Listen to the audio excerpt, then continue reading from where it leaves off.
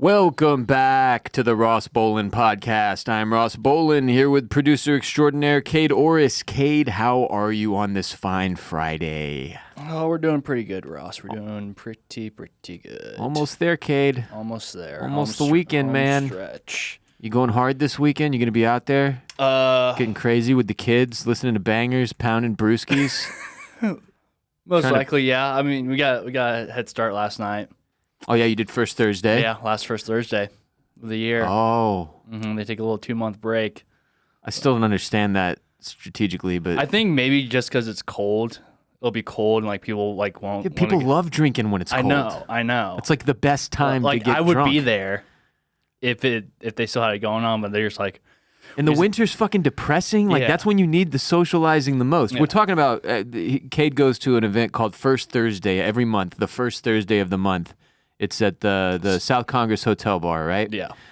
And a bunch of young people who like bangers and brewskis just pack in there and see if anybody wants to get weird. Yeah. You described it perfectly. But they shut it down. Yeah. In the winter for a couple of months. Or maybe they have like other stuff going on during those months or on those Thursdays where they're like, we can't do it. But I don't know. It is strange. But yeah, when I left to go to First Thursday, it was completely like pitch black out. Yeah. I'm like, it's so depressing now. Yeah, but it also feels more correct when you're going out. Yeah. It's like dark. Mm-hmm. So yeah, we're going out for the night. Yeah. But it does suck for me. Like, it's pitch black during dinner with the kids, and I'm just like, oh, this sucks. Yeah, no, I don't like this. I hate winter, man. I felt like a little bit of the what is it called? SAD, the seasonal affective disorder. Yeah. I felt it creep in a little this week. You're feeling it already? I felt the SAD. Dang. Yeah, we just friggin' started. I know. Well, and now it's back up to 90 degrees today. And then it's gonna go back. Our weather is weird. It's going to be very cold on Sunday through Tuesday, and then back to just like regular weather again. Yeah, if you live somewhere with consistent seasons, you may be taking it for granted. Because down here in Texas, we've just never had that, man. No. We just don't have consistency at all. You never know what's going to happen. We get a whole bunch of false falls. Mm-hmm. Where, look, it's going to get down to 75 degrees this week. Yeah. Oh, we're doing it. People can layer up, wear jackets. And then 3 days later, it's back up to 90. Mm-hmm. I'm like, why am I wearing pants? Sweat my balls off. It sucks. It's hard for my kids. They don't know what to wear to school. Right. My little girl's putting on long sleeve shirt and pants this morning. And I was like, babe, it's going to be 90 degrees in a few hours. This is not the proper outfit for you. But yeah. First Thursday. Yeah. Was it a good one? It was a good one. I got a number. A number. Yeah. The old school way. The old school way, yeah. Digits. She's a gym crush of mine too, actually, or I guess former, because she doesn't go to my gym anymore. But yeah, I ran into her. That's a rarity. I ran into her last month, and we were chatting up a little bit, and I was just an idiot and didn't ask for the digits, and then I saw her again this month. I'm like, oh, now's my opportunity. You got to go for it. Yeah. And you got it. I got it. Now we just have to wait for the response, and that's the true test, really. Congratulations. Yeah, thank you. Appreciate it. I would still argue the true test is getting the number. That's the hardest boundary to clear, getting the number. Yeah, but I mean, I've gotten plenty of numbers before, like never got a text back. And they don't respond? Yeah. Huh. So I feel like the true test is like if they're actually interested. Are you not like reminding them who you are? Yeah.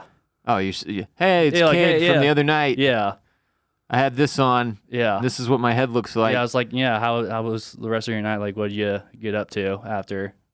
And then we'll just. You got to wait? Yeah, you just got to play the waiting game. So did you send that text already? Yeah, I sent it a couple hours ago. Okay. So we got. So like lunchtime. Yeah. At what point do you consider it to be a failure? How many hours? I mean, probably by like tomorrow. Like if I don't hear it, then it's probably a failure. Then you bury it. Yeah. It's like, all right, you move on. We keep moving. Ball up top. Yep. Ball up top. It's funny. Text etiquette has changed a lot. Texting etiquette since when it first began. Like, I feel like it was very expected that if you texted somebody, they would respond in short order. in a relatively small period of time. Yeah. Like within an hour, you'd expect to hear back from somebody for sure. Mm-hmm. But now I have friends that I know, like Barrett being one of them, my co-host on Oysters, Clams, and Cockles. You being one of them. It just seems to be people I work with. Maybe this is a me problem. But I text you fuckers, and I know there's like a 20% chance I'm getting a response, depending on the time. But Barrett in particular, like, there have been points where our conversation is just all bubbles on my side of the text screen. And I just keep going. You just keep firing But I hit text. a fucking rough patch with you recently, too, where I was like, this dude. It was earlier this week, I think. Oh, you're just I'm talking also, to me about the diarrhea stuff? I don't... Diarrhea? Yeah, your kid's diarrhea, maybe? Maybe you just didn't want to hear. Yeah, like I didn't want to hear about it. All that, but Barrett's bad though. The point is, I feel like people have gotten to a place where it's understood that text messages are a little bit like the way emails used to function. Like people will get back to you eventually. Yeah. But it's not immediate.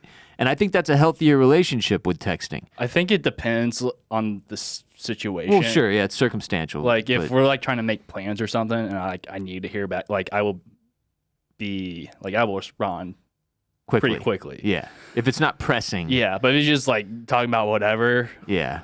Then I might wait a couple hours, or like I'll read the message and then like I'll like slide it so it's like unread, so I get the little bubble, so I know to like respond to it later. Oh, I didn't even know you could do that. I need to start doing that. Yeah, that's what I do a lot. Okay. Yeah, that's what I do with you. I just don't ever get back to you. You just unread that shit. Yeah. I always see this quote from Woody Harrelson, actor Woody Harrelson.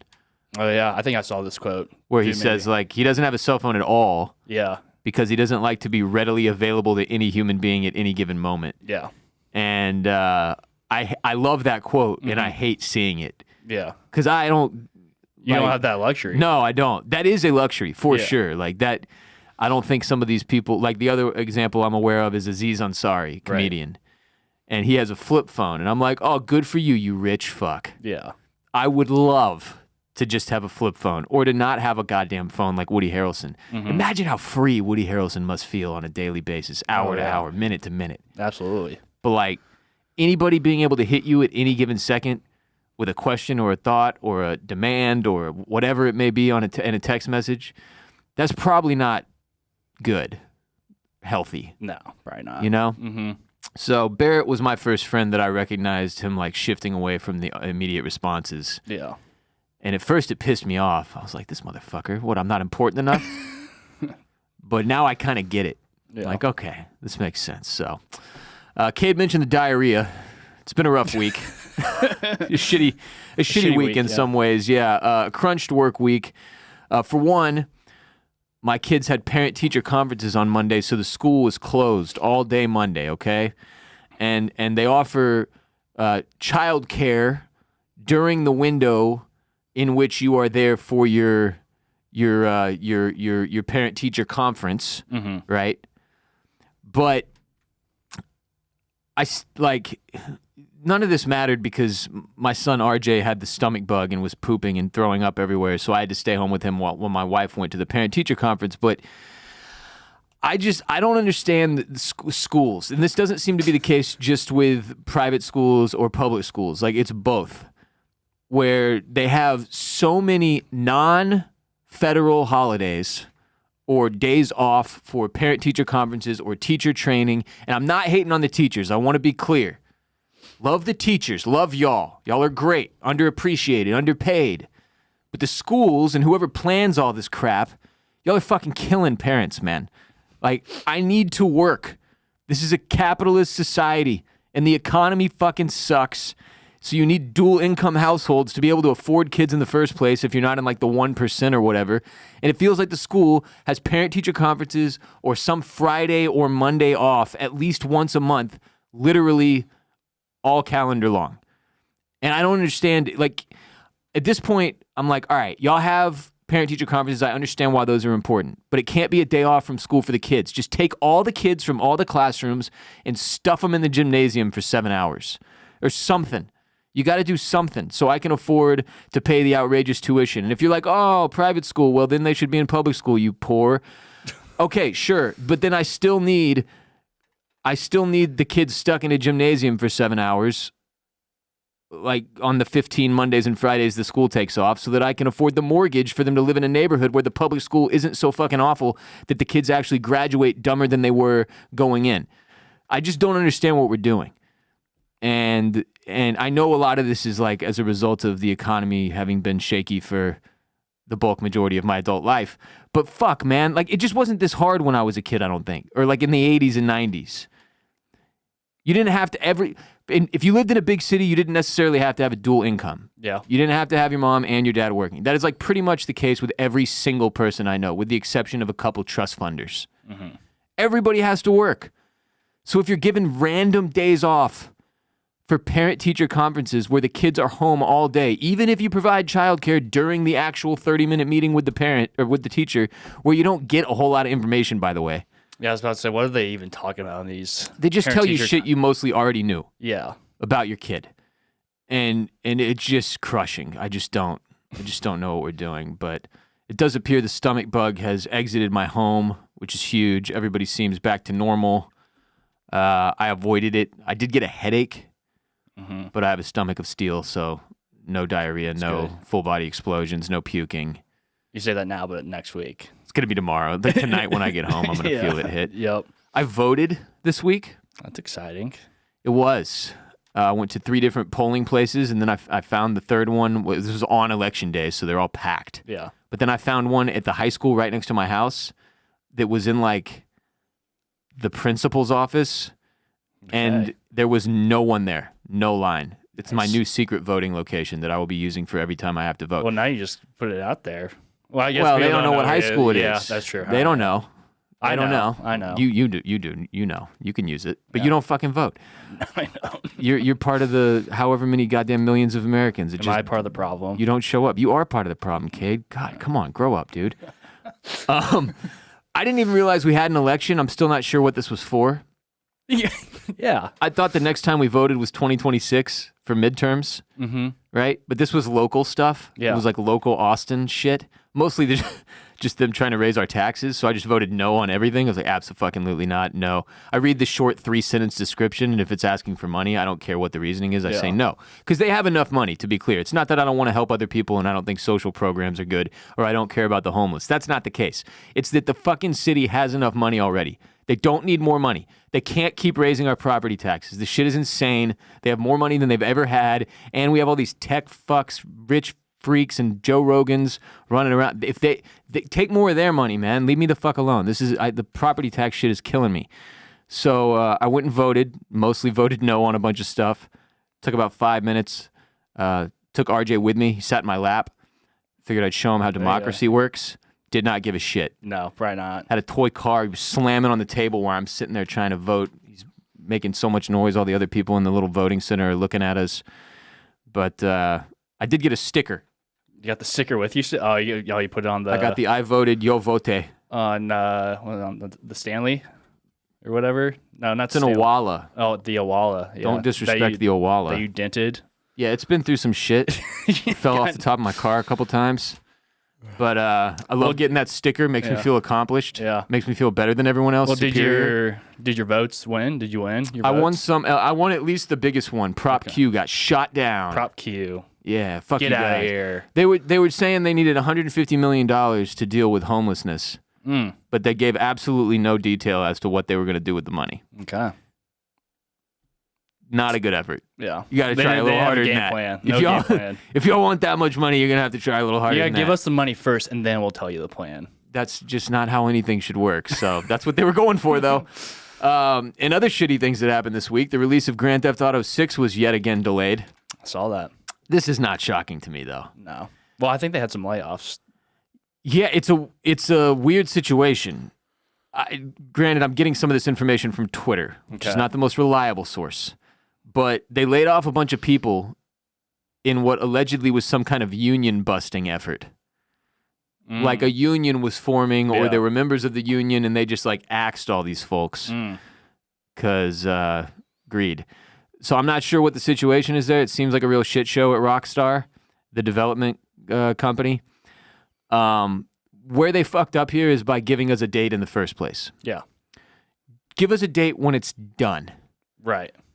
And I think the reason they do this way advanced drop date announcement is so that the stock will start going up, is my assumption. Mm-hmm. But it just doesn't make sense. It just ends up being this big letdown. Don't give us a date until the date is in stone. That way, I'm not doing the thing where I use things like the release of Grand Theft Auto or the next season of whatever show I'm obsessed with. Those are my things I look forward to. Right, yeah. I live for those things. They keep me going. Mm-hmm. They it just keeps getting pushed back. And then you push it back, and now I feel lost. Yeah. Misled. Don't have anything to look forward to, or you just got to wait even longer. Yeah, it sucks. Bamboozled, man. It does. It does suck. So Grand Theft Auto won't be out till November of 2026 now. I think it's like November 13th or something like that. Yeah. So another full year from where we're at. Yeah. And this is the second major delay they've faced since the initial announcement of Grand Theft Auto 6. And that's that. Yeah. Well, honestly, kind of good for me because I think you can only play it on PS5 and whatever the new Xbox is. So they're not putting it on PC like at the release. So I still need some time to get that PS5 at some point. You got to put that on the Christmas list. You can't put a PS5 on the Christmas list now. No, you can't. I'm too old and that's too much money. Split it up. You know? You got grandparents? I have a grandma. You have a grandma? Yeah. Okay. Tell grandma she's responsible for a third of the PS5. Mom and dad, they're responsible for a third. And then you're responsible for the last third. All right. You split it up, you know? Yeah. But that'll cause me to buy a PS5. Nobody should be buying an Xbox at this point. No. Have you seen any of this shit from? Oh my, yeah. What in the hell are they doing? I got no idea what they're doing. I mean, when growing up, I was a PlayStation guy, and then all my friends got Xboxes. So Same. I switched to Xbox, and I've been an Xbox boy for up until now, really. Yeah. They have this thing called Game Pass where you spend $20 a month, you get all these games. Right, like a subscription. Yeah. Access to a shit ton of games. Mm-hmm. Great idea in theory. And then they just upped it randomly over 50%. So now it's $30 a month.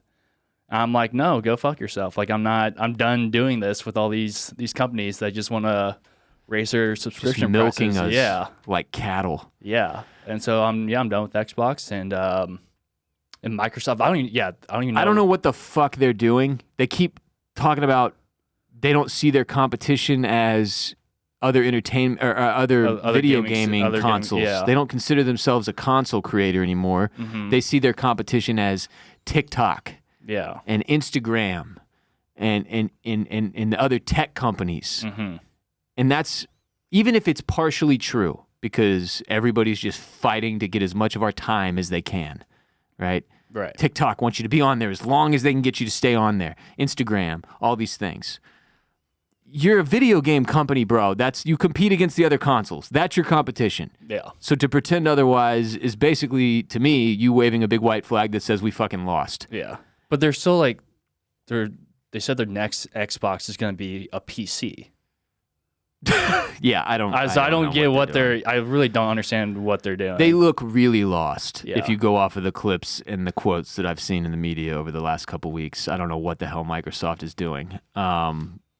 But that kind of makes me happy. I feel like I can go back to the PlayStation life. Yeah. That's where I was initially. I think it was Halo that broke me and took me over to Xbox. Yeah. It was like Halo 2 or 3. I think, all my friends were playing Call of Duty. I wanted to get in there. Yeah. And I don't play with none of them. Well, I play with one friend occasionally, but no one. Dude, I don't game with anyone. It's a sad phase of life. If you grew up gaming with friends, where you get to the point where slowly they drop off one by one. Yeah. Like I've got one hardcore gaming buddy now, but he pretty much only plays like Destiny, which I don't play. Yeah. So you don't have boys to play like 2K with or Madden or the latest Call of Duty. Yeah, I'm just grinding Fortnite solo. And it's just sad. It's sad. Yeah, I'm playing the Battlefield 6 campaign, just like it's just lonely. Yeah. No one to talk to. Just shooting people. Yeah, it's real unfortunate. Yeah. So we all have to survive till November of 2026 now to be able to play Grand Theft Auto 6. Yay. Kade, you're watching Tim Robinson's new show, The Chair Company, correct? You're not caught up. I'm not caught up yet. I have not watched the latest episode. Tim Robinson of Detroiters and I Think You Should Leave and Saturday Night Live fame. Also, more recently, the movie Friendship with Paul Rudd. Very, very funny dude.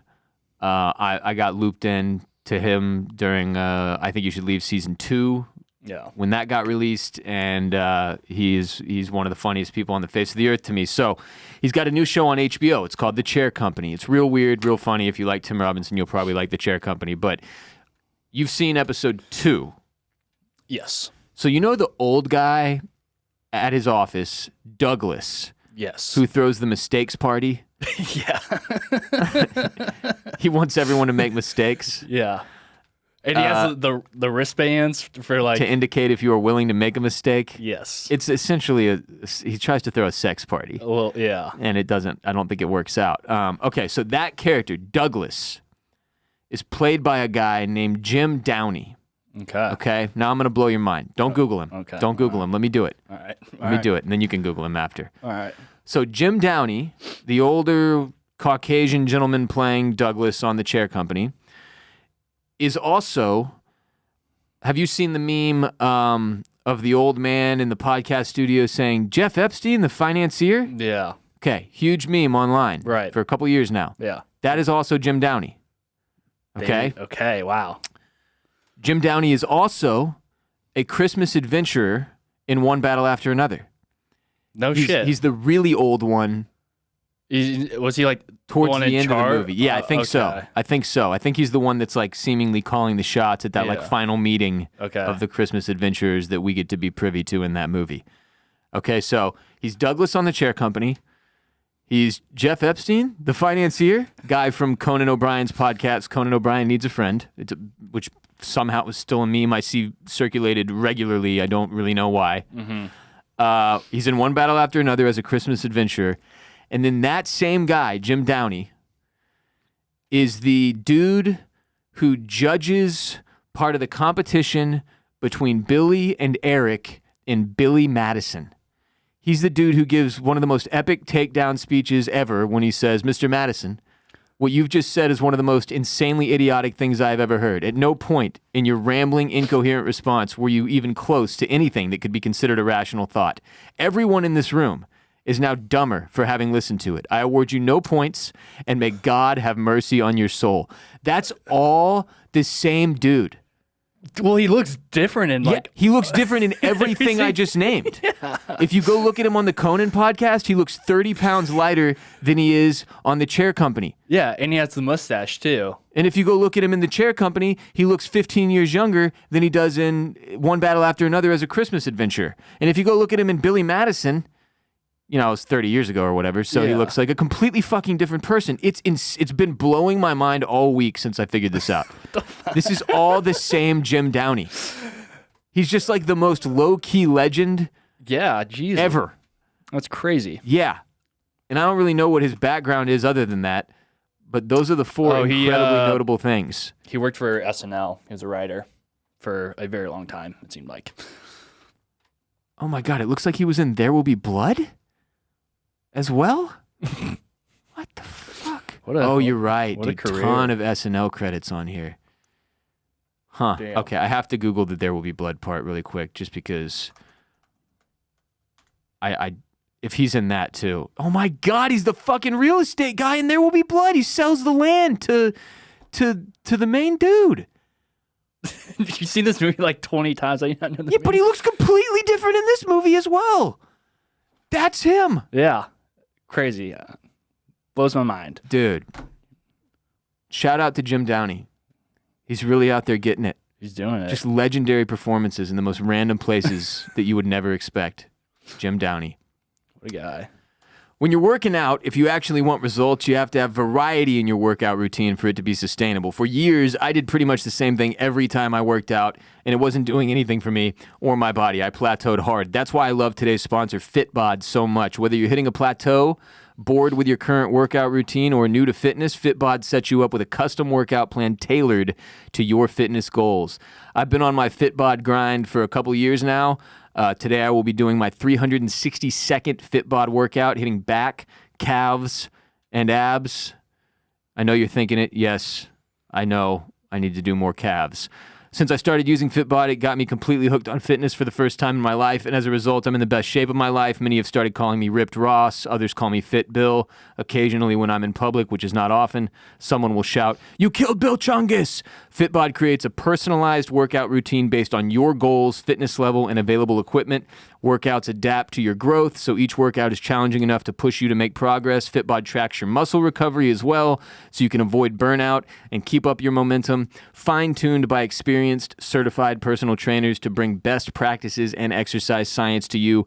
Level up your workouts with customized fitness plans that work for you and over 1,000 demonstration videos. So if there's ever a point where you're doing a FitBod workout and you get to one that you're like, I don't know how to do this, there's video from multiple angles showing a trained professional doing the movement, as well as a text description to let you know exactly what you're supposed to be doing and highlighting which muscles you're supposed to be hitting so that you can make sure you are doing everything correctly. Level up your workout. Join FitBod today to get your personalized workout plan. Get 25% off your subscription or try the app free for 7 days at fitbod.me/Ross. That's fitbod.me/Ross to get 25% off your subscription or try the app free for 7 days. Why wouldn't you try it free for 7 days? It's incredible. I've done 361 of these things. Trust me, get in there, try FitBod out, fitbod.me/Ross, 25% off your subscription. Try the app free for 7 days. What do you have to lose? Except maybe some weight. It's deep. Now it's time for another Patreon preview. Every week, Kade and I record and release an ad-free exclusive episode of this show, available only on patreon.com/Ross Bolen podcast. We often take hotline calls from listeners, which drive the conversation on that show. It's a hotline show most of the time. We have a lot of fun interacting with our listeners and responding to their calls. We talk about a lot of random stuff as well. And now we're going to share with you a call or two from this week's Patreon exclusive episode to hopefully convince you to subscribe on Patreon yourself and support our show so you can access this week's full ad-free episode of RBP, as well as our entire backlog on Patreon with hundreds of ad-free episodes you've never heard before if you've never been on Patreon. So enjoy these calls and our responses to them. Then go subscribe on patreon.com/Ross Bolen podcast. Here you go. What's up, boys? It's Nick from Toronto, and you know what this call's about. I am absolutely gutted. Absolutely gutted, and I know everyone in the city is. Hats off to the Dodgers. What a series, man. If I could go back in time, I'd trade everything I have for a win, leading in the 9th inning. That Rojas home run will sit with me for the rest of my life. I don't even know what to say. I don't even know what I'm calling about, if I'm being real. Maybe tell us about your most devastating sports moment so I can feel a little bit better. It's like, good God, this team, man, the team of destiny. I thought they wouldn't be denied. At the very end, they lost it all. Sorry for saying fuck you and fuck the podcast, but in the heat of the moment, life moves on. That's baseball. Have a good day. Oh, we know what this call is about. Nick from Toronto. We know exactly what it's about. Man, yeah, that was... I felt genuinely bad for Blue Jays fans. Yeah, that's tough. And this felt like the nail in the coffin of the whole Drake versus Kendrick thing, too. Another nail. There's Just like one 10 more nails nail. in the coffin. So many nails. And but man, yeah, that was really, really tough, especially because literally the entire country is rooting, the entire country of the United States is rooting for the Blue Jays, minus Dodgers fans. Right. So you have two full continents, all of Canada, Preying on one team's downfall. and that team somehow found a way to win that Game 7 when it looked like they were fucking toast. I was devastated too, not nearly as devastated as Blue Jays fans, but I fucking hate the Dodgers. I genuinely despise the Dodgers and their fans. And I think that what they're doing is actually long-term bad for baseball. Everybody was flaunting the World Series viewership numbers because they like crushed the NBA Finals. Right. But yeah, bro, when you've got Dodgers, Blue Jays, where one team is arguably the most hated team in professional sports in the United States at this point, in the Dodgers, with the highest payroll in baseball by a fucking long shot, and they have one of the most famous professional athletes on the planet in Shohei Ohtani, plus a couple other Japanese guys. So you're pulling in you're pulling in all the Japanese viewership as well, right? And all of the Canadians are watching. And all of the people who normally watch the World Series in the United States are watching. Like, yeah, you're going to break viewership records. But I don't compared to OKC and Indiana, like small market teams. Absolutely, yes. So I don't think that's indicative of, like, it being a good thing for baseball. Because, like, the Dodgers are favorites to win it again next year. And they're going to be favorites to win it again the year after that. And we're in this run right now where until it somehow falls apart and their salary cap is so bloated that it fucks them, which may never happen, this is the Dodgers league. Like, they have taken over, and they're probably going to sign some more All-Stars this offseason. There's a lot of guys available. Kyle Tucker's out there. Alex Bregman's out there. Like, 4 of the 5 top free agents are all former Astros, which also makes it suck and hurt. But this was a tough L that the Blue Jays took, and they fucking had it, man. They had it. I really thought they were going to win it, and I can't believe they blew it. But to make you feel a little better, I will share some of my most devastating sports moments. Number one is by far and away when I got to go to Game 7 of the 2019 World Series. Our closer at the time, Ryan Presley's wife, who I went to high school with, Kade, took me to the game with my little brother and maybe my mom as well. I can't remember. Because I got to go with her on several instances. But the point is, we were sitting in the fucking family section, the friends and family section. So all the players, their families are around me. Yeah. Alex Bregman's dad is like 2 rows in front of me. His now wife, who was at that point his fiance, was sitting next to him. His dad's wearing a fucking cowboy hat and has a cigar in his mouth. He's one of those guys. And it was just an incredible experience. But the second I sat down in my seat for that game, Kat said she had a surprise for me, and she handed me a wristband and told me, after we win, this gets you field access to celebrate with the team. And this was 2019, so I'm going through a divorce, and my life is in the fucking shitter. And the second she handed me that wristband, I knew we were going to lose. Yeah. I knew. The writing was on the wall. Yeah, I could just feel it. I knew we were fucked, because I was like, no, nothing's going right for me right now. There's no way this goes right. And it didn't. And so I was there, Game 7, incredible seats, World Series. You go on the field after still? No, man. And we lost to the fucking Nationals. And it was the best Astros team we have ever had. It was so stacked, and we somehow just didn't pull it off. And it broke my fucking heart even more than it was already broken. It sucked. It took me arguably years to recover from that loss. It was brutal. I don't think I fully recovered until 2022 when we won it all again. So that was number one by far.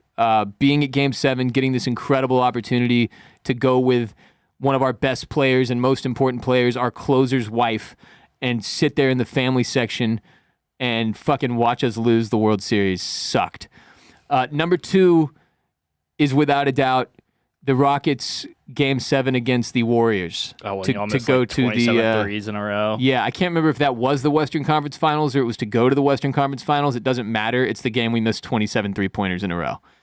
And it was made abundantly worse by the fact that we didn't miss 27 three-pointers in a row. Scott Foster, the crooked referee, that fucking douchebag who was best friends with Tim Donaghy and was absolutely in on the whole Tim Donaghy gambling scandal, he waved off multiple three-pointers that James Harden made, one of which because he said the foul was before the shot. Like, it was total bullshit. Chris Paul's hamstring gives out. We had that series. We were about to beat one of the best basketball teams of all time with James Harden and Chris Paul as our 2 best players, and everything fell apart. They just couldn't get a fucking three-pointer to go down. It was hell to watch, dude. Absolutely hell. And then the other worst ones for me are probably all Rockets games, most of which were like Damian Lillard buzzer beaters. Of which he's done that to so many teams. Of which there were several in important games, just fucking heartbreaking losses because Damian Lillard was a total freak show when he was on the Blazers. There may have even been For some reason, the Blazers had this beat the Rockets on last-second buzzer beaters in the playoffs multiple times, even before the Damian Lillard era. Well, do you remember the name of the Blazers player? Brandon Roy. Brandon Roy. Short-lived career. Yeah. But Brandon Roy had another one against the Rockets bucket, yeah. where it fucking ripped my heart out of my chest. So I've had quite a few, and it always sucks the same. There's nothing you can do to fix it. No. You just have to live through it, and then it makes you a little bit angrier and sadder of a person long term. Yep. What are yours?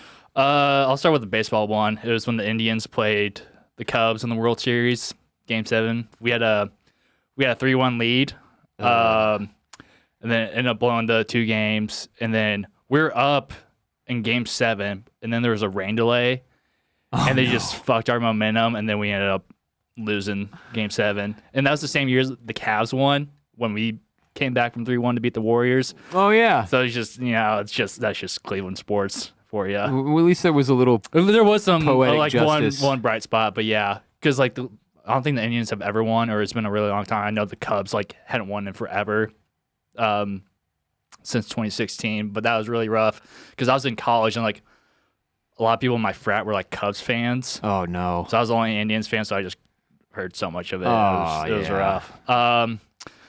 Then for NFL, Colts, the Super Bowl against the Saints. Yeah, that was rough. They had the onside kick, and then they had the interception for a touchdown. We're done.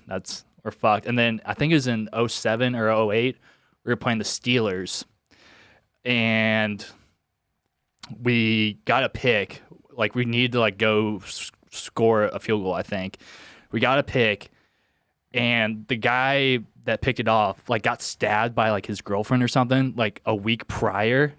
And he's running back for a touchdown, and Ben Roethlisberger trips him up, and then we end up missing the field goal to go to the Super Bowl. Oh, yeah, that hurts. That was a rough one. And then, so many Ohio State games. There's so many that just break my heart. But in 06, we played Florida in the national championship, got our ass kicked, and then we played them in basketball when we had Greg Oden and Mike Conley, and we got our ass kicked. So we lost to Florida in football and basketball in the same year. That's rough. Yeah. Yeah, I don't know what's worse. In 2005, the Astros got to the World Series against the White Sox, and they got swept. I think that's better than going to a Game 7 and losing. Yeah.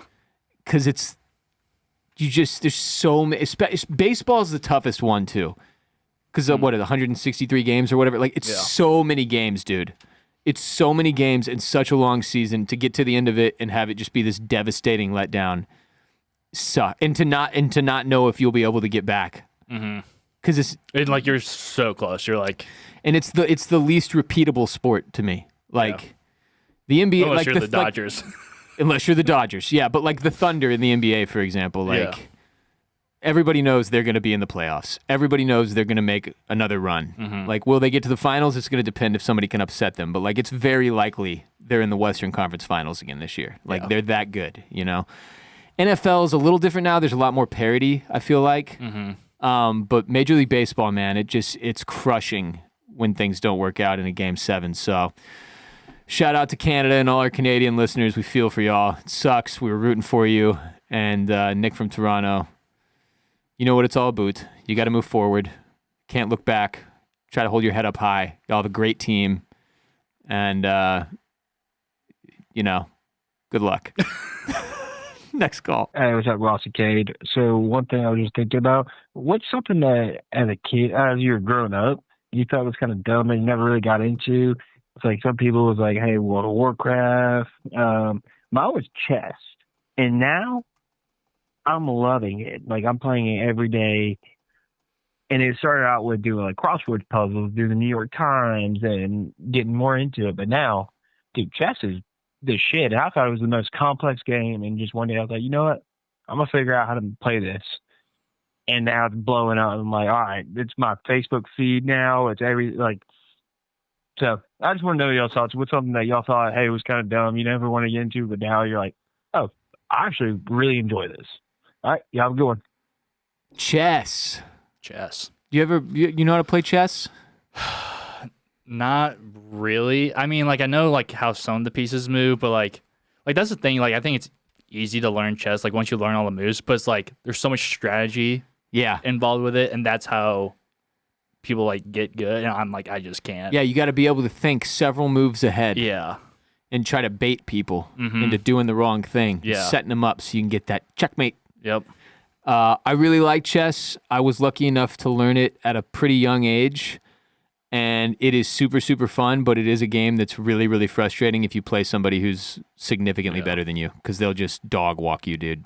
Yeah, I feel like I would enjoy it more like if I went to like a park where there's just a bunch of old people out and they have like the chess boards and all that. Like I would be down to like go and learn then. I feel like they have it in Central Park in New York, but like I'm not aware of anywhere else in the United States that has that I don't think we cliche. I don't think we have one in Austin.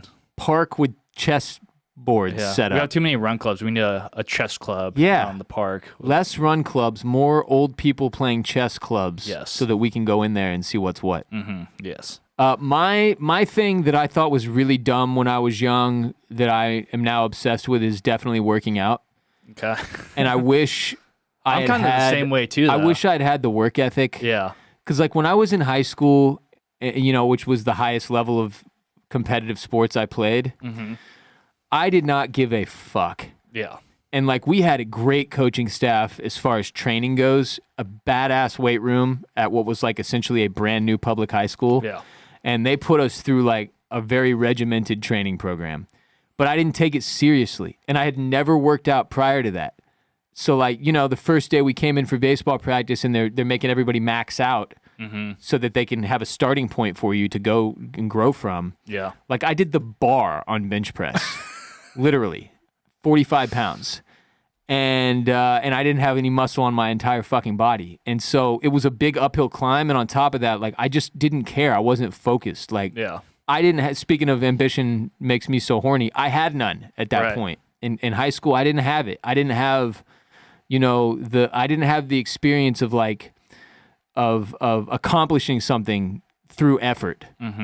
And I wish so badly that I had a work ethic when I was, because not even saying like I could have gone pro or like I could have played college ball, but like I think I would have enjoyed my time in high school baseball a lot more if I had actually worked at it and really cared. And especially with working out, I fucking hated it, bro. I hated it. And we'd have like these 5 a.m. summer workouts and shit. And I was like, why? Always pissed me off, Why, dude? We got the whole day. Why are we doing this at 5 a.m.? We don't even have fucking school. I hated it. I did not put a lot of effort into it. And in the end, I quit because they wanted me to cut my hair. But that's the one that for me, like now I totally get it. Because like not only do I see the physical benefits, like you can actually build muscle and like change your body, but the mental side of it too, like how much it does for you mentally, is something I had zero appreciation for as a kid. Back then, mentally, it made you worse. You're like, oh damn, I gotta wake up at 5 a.m. to go work out. Like, but if I had done it right, I feel like I would have felt better and then seen the benefits and like built off of that. But I just didn't have it in me, so that's mine.